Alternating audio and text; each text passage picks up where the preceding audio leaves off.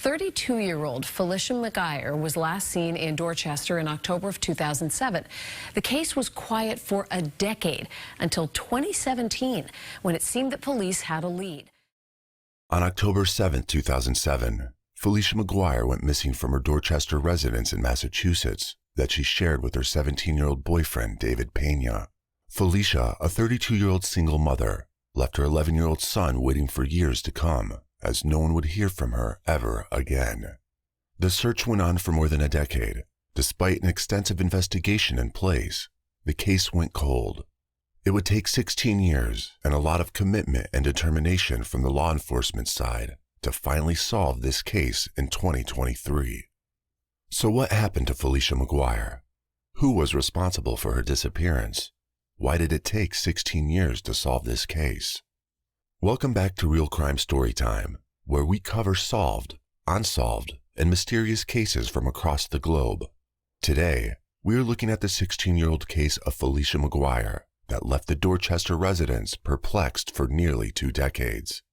But first, if you haven't subscribed to our channel, please hit the subscribe button and like this video. Now, without any further ado, let's dive into the story. The historic market town of Boston, Dorchester, was once its city. It forms the largest neighborhood in the city of Boston, Massachusetts. It is a lively town with friendly people, offering a multitude of entertainment and recreational activities. Dorchester is one of the most diverse towns in the entire state of Massachusetts. It provides a superior country feel and a diverse ambiance, because of which it attracts a number of tourists every year. Dorchester is known for providing the best of both worlds to people with its beautiful scenery, along with employment and educational opportunities. In the same thriving town that 32-year-old Felicia McGuire disappeared in 2007. Born in 1975, 32-year-old Felicia McGuire was a Caucasian woman having the time of her life in 2007. She had it all: a seemingly happy relationship with her live-in boyfriend David Pena, a good relationship with her 11-year-old son, Nicholas Fahey, and beautiful features with green eyes and brown hair. Her neck, back, leg, and right foot highlighted her tattoo love. Her son Nicholas used to stay with his grandmother, Sharon McGuire, as Felicia used to live in her boyfriend, David Pena's apartment in Dorchester, Massachusetts. Pena, now 33, was only 17 years old at the time. The general age of sexual consent, according to Massachusetts law, is 16 years. Therefore, there was no legal issue with Felicia being in a relationship with a boy almost half her age, as long as he was over 16 years. While problematic for some, Felicia and Pena were consensually involved in their relationship. Everything was going normal in her life before a tragedy struck the McGuire family, a tragedy that forever changed the lives of Felicia's family and her young son. Although Felicia lived away from her son, it was not common for her to be away for too long. Therefore, when the family could not reach out to her for days in early October of 2007, they could not help but feel that she was in trouble. On October 7, 2007, Felicia's mother, Sharon McGuire, was done waiting and contacted the police. She had been worried and stressed about the safety of her daughter, Felicia, who used to be in daily contact with Sharon and her 11-year-old son, did not return calls for 10 days straight. That's when the family started to worry. With each passing day, hopes of Felicia returning to her family were vanishing. The family ruled out all of the possibilities of Felicia turning up at their doorstep and knocked at the door of the law. Sharon was forced to finally report about her daughter's disappearance to the police. Felicia was last seen in the apartment she shared with her boyfriend Pena, located at 1719 Roxton Street in Dorchester, and disappeared from there somewhere around late September. The entire family, including her son and mother, feared foul play in Felicia's case, because in their minds, she would have contacted them if she was in the situation to do so, but they were nowhere near to figure out who could have been behind her mysterious disappearance. The police showed up and started the investigation with the person who had seen Felicia right before she went missing. It was David Pena, Felicia's live-in boyfriend. They recorded an interview with Pena on January 16, 2008 at North Dorchester Police Station. When he admitted that Felicia had attacked him after their fight, he said they got into a heated argument, after which Felicia lost her cool. She took a pair of scissors in her hand and stabbed Pena in his shoulder. He did not think it was a good time to be in the same place as her, so he naturally fled the apartment. He still needed medical assistance, so he went to a neighbor's place and asked for help. Later, Pena said he went to his mother's house at 95 Devon Street in Dorchester. Pena claimed that when he returned to the apartment a few days later, Felicia and her belongings were gone. He said he believed that Felicia ran off to Florida to be with her ex-boyfriend, and he never saw her after that. During interviews with neighbors, detectives also learned that Pena did not return to the apartment a few days later. Despite multiple interactions with friends and families, the detectives could not figure out clues that might lead them to Felicia. So they released a picture to the public. It was revealed to the people that she was wearing navy blue sweatpants when she was last seen by her boyfriend Pena. When no actual leads came in, police started double-checking and confirming the testimony provided by Pena. After questioning the neighbor who was an unnamed witness, or the witness number 1 in this case, police discovered some inconsistencies. The witness pointed out that Pena did come to his apartment in the early hours of the morning, requesting some help. His shirt was covered in blood. Pena told the neighbor that Felicia had attacked him with scissors, so he wanted to get some medical aid first. Then Pena said the neighbor that he tried to get to his mother's house on Devon Street. This aligned with the story Pena told the police. However, what raised suspicions was the witness said that Pena had way too much blood on his shirt than what his supposed wound might have caused. The story got clearer with testimonies given by other witnesses. The doubts of the McGuire family were turning out to be valid after all. Interestingly, mysteries that were previously hidden were also coming to light since her disappearance. The problems in the seemingly perfect relationship between Felicia and Pena could not stay behind the curtain anymore. Investigators discovered instances of violence in their initial investigation, which laid out a path to consider Pena their first and most crucial suspect. But as police were suspecting Pena, they had a difficult task in front of them to find solid proof against him. As a result of those efforts, they decided to re-interview all of those people who knew Felicia McGuire and David Pena. Since Felicia was in a live-in relationship with Pena, and they had a separate apartment, the most helpful information came from the neighbors, which revealed a shocking side to this story. Witness 1, whom police interviewed before, was the downstairs neighbor of Felicia and Pena. In his initial interview, he had already informed the police that Pena's wound did not appear to be as brutal as the amount of blood on his shirt. But what Pena missed out in his testimony the first time was he also had a swollen arm. In his retelling of the events, the witness added this detail. When he further questioned Pena, he insisted that Felicia had hit him using a baseball bat. Witness 1 also said that Pena confided in him that during the fight, he had pushed Felicia against the wall in retaliation. He confessed that she had hit her head on the bed or the dresser in their room. After this, Pena said he was not sure if she was alive. Following this interaction, the neighbor was naturally afraid of Pena, so he cleaned his wound and drove him to his mother's house. Witness 1 told the police he just wanted to get Pena out of his apartment and away from his family. Since that day, Felicia was nowhere to be seen. A few hours went by since Pena's first visit to the neighbor's place. Everything seemed quiet, but just 48 hours later, Pena had returned.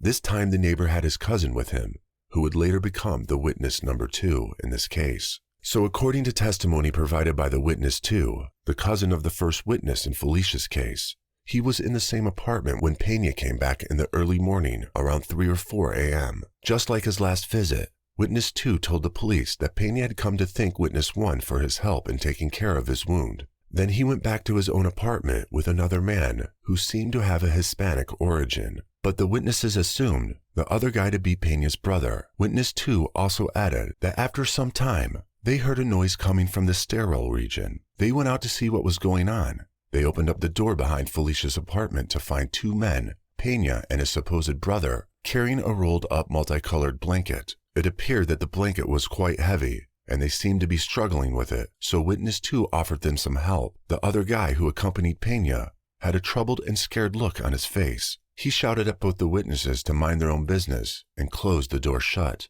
It was not difficult to link all the events together. The witnesses were pretty sure that the blanket had a body inside. They saw Pena and another man put the blanket on the basket of a beige-colored car, which could have been a Lumina or a Malibu. The men struggled with the whole process, but finally managed to get the rolled-up blanket inside and hastily drove away. The next day, Pena returned to the neighbor's apartment once again. He had a crazed look on his face, as witness 1 remembered. He was not comfortable letting Pena inside the apartment, so he refused to give entry access to him. So he went away but came back 2 more times. Pena wanted to have a conversation with witness 1, but he turned down the offer both times. Despite this information, the detectives could not take any action against Pena as Felicia was still missing, and if the assumptions of the witness were accurate, Pena had gotten rid of Felicia's body somewhere, and the police had to find it first. So the investigation carried on. Days turned into weeks, and weeks turned into months, but the investigation on Felicia's disappearance was still ongoing. So on March 25th, in the year 2008, the detectives got in touch with one of Felicia's friends, who would be the witness number 3 in this case. The witness admitted that he had lent his 2005 brown Chevy Impala to Pena in exchange for heroin around the same time when Felicia disappeared. After some days had passed since Felicia's disappearance, Pena came back and returned the car. Witness 3 added that his car had a feature that allowed the rear seat to fold down and provided access to the trunk of the car. Everything was okay when Pena had borrowed the car, but now the back seat was broken. In addition to this, Witness 3 also believed that Pena went out of his way and cleaned the car for the very first time. It was not something that Pena used to do when he borrowed the car in the past. However, when Boston Police Crime Lab technicians checked the car for evidence, they could not find anything. The witness also highlighted that following this incident, he neither saw Felicia nor Pena. Without a lack of evidence, the investigation continued. Though everyone suspected that Felicia was already dead by then, her family still hoped to get justice for her. After almost a decade without any new leads, relentless investigations brought another witness forward. It was none other than the other man, as witness 1 and 2 saw with Pena, but he was not Pena's brother, but in fact a friend. This discovery brought a new hope to the McGuire family. On May 15, 2017, the Boston Police and Suffolk County Assistant District Attorney, Masai King, interviewed witness number 4 at a correctional facility in Maine. This witness said he had received a phone call from Pena a few days after Felicia had disappeared. Pena claimed that he wanted to move some things out of their shared apartment and needed help. When the witness reached the couple's Roxton Street apartment, Pena packed everything in bags. The heaviest thing to carry was a rolled carpet with a blanket inside. The first thought he had in his mind was that there was a body inside. His concerns were confirmed during the hustle and struggle of carrying the carpet down the stairs. Therefore, he was scared, which is why he had a terrified expression on his face when the neighbor and his cousin offered help. Though struggling, witness 4 and Pena somehow carried the blanket to the car. Then they drove the car to a random area in the Boston region, where the witness had helped Pena carry the blanket to a parking lot in a wooded area. Then Pena was left alone at the site, and witness 4 returned to the car. Sometime later, Pena returned without the carpet and drove away with witness 4. Despite this, witness 4 chose to stay silent and did not report this to authorities until cops came knocking on his door for information. The 4th witness also recalled that even before Felicia's disappearance, on one occasion, Pena told him he was going to strangle Felicia. The disappearance case had now become a murder investigation. With Pena's confession or otherwise, it was pretty clear that he had a big hand in the disappearance and murder of Felicia McGuire. To check if the killing happened for some financial benefit, police checked her financial records, but there was no change in them after she was reported missing. The officers even confirmed Pena's claims that she had fled with her ex-boyfriend, but nothing came up. They quashed another assumption and a last false hope that her family might have. Although Pena insisted that Felicia most likely had left the country, the police could neither find any evidence to support that theory, nor did they have any reason to believe that.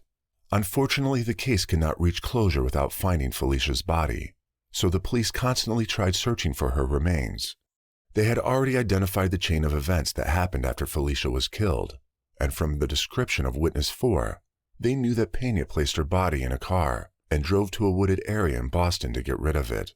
However, as the 4th witness was not a Boston native, he could not remember where they had dropped her body off that night. Although investigators left no stone unturned to search in the possible areas for Felicia's remains, nothing came out of it. So in 2017, Boston police sought help from the FBI Evidence Response Team to search a construction site near Enkean Parkway by Turtle Pond in Boston. But they hit another dead end, and no dead body was found there. Suffolk County District Attorney Kevin Hayden referred to the case as tragic. Almost 2 decades had gone by, but the police could find no confirmation how Felicia McGuire died that night or where her body was buried. 4 years later, investigators managed to track down another lead. On March 9, 2022, the Boston Police Department reached out to Felicia's then ex-boyfriend, who, according to Pena, had run off with Felicia. When police questioned him after all of these years, he stated that he strongly believed that Felicia was dead, as he hadn't heard from her in years. It had been 16 years since Felicia had vanished, and everyone, including her son Nicholas, who was now an adult, believed that she was deceased. This information cemented the theory in which investigators believed all these years. As the investigation proceeded further, investigators were concerned about catching the culprit, but this time, they were confident that they could finally bring down the culprit to face justice. They had all the data they had collected over the years, interviewing the witnesses and tracking other leads. Police ran her name in the multiple law enforcement databases, but were unsuccessful in finding any details about her. Her financial databases showed no activity since October 2007, and federal records showed no evidence of her leaving the country. Felicia, who was in constant contact with her and her child until her disappearance in October 2007, never had any contact with any of her family members or friends either. With this and all the other information authorities collected in the past 16 years, they finally had enough proof against David Pena to issue an arrest warrant against him in the Felicia McGuire's missing case. On January 14, 2023, officers from the Boston Police Department arrived at the Baker County Detention Center in McAleeney, Florida, where now 33-year-old David Pena was already in custody. He was arraigned on an outstanding warrant on Felicia's murder charge from Dorchester District Court. He was then transported to District B3, Mattapan, where he was booked on an outstanding warrant, sought out of Suffolk Superior Court on charges of trafficking cocaine, pending his appearance in Dorchester District Court. Although authorities had not been successful in finding Felicia McGuire's remains, they are confident that the evidence would be enough for a conviction. Suffolk County prosecutors said authorities had enough evidence to obtain a warrant for him. On January 17, 2023, David Pena appeared in court for arraignment on murder charges involving Felicia McGuire. The McGuire family members were present in the court at the time of the hearing. They were finally seeing the culprit being punished for taking away their beloved Felicia. They were seen hugging after the proceeding. However, they did not comment on Pena's arrest, stating that they had not spoken in years and they would not do so now. Although they shared that there was a reason behind the decision, they did not elaborate on the statement. Initially, it was not clear if Pena had an attorney. Later, as the proceedings went by, Pena's lawyer did not argue for bail. It was a hard-earned triumph for the detectives, who had been working on her case for over 15 years, and a closer step towards justice. Authorities said Pena's prosecution is the result of a lengthy investigation by the Boston Police Department and the Suffolk County District Attorney's Office. Despite Pena's arrest, the Suffolk County District Attorney, Kevin R. Hayden's office, kept Felicia's status as missing. Kevin Hayden, Suffolk County District Attorney, said that Felicia McGuire's family and friends have lived with their tragic absence for many years. While Mr. Pena's arrest and arraignment can never ease their grief, it can at least provide the knowledge that someone will be held accountable for her death. Without any clear motive, official confession, or Felicia McGuire's body, the case is still very much open to receiving as much information as one could provide. Even after 16 years, nobody could figure out how Felicia spent her last few minutes or where to search for her. Nevertheless, the detectives would not give up hope on finding Felicia's body. What do you think happened between Pena and Felicia? Do you think he was trying to kill Felicia and got those wounds as she tried defending herself? Or was it an accident that followed their fight? How did Pena get away with murder for 16 long years? Were the investigators careless? Or was the legal procedure faulty? Let us know your thoughts in the comments section. Don't forget to like, comment, and subscribe. Until next time, stay safe.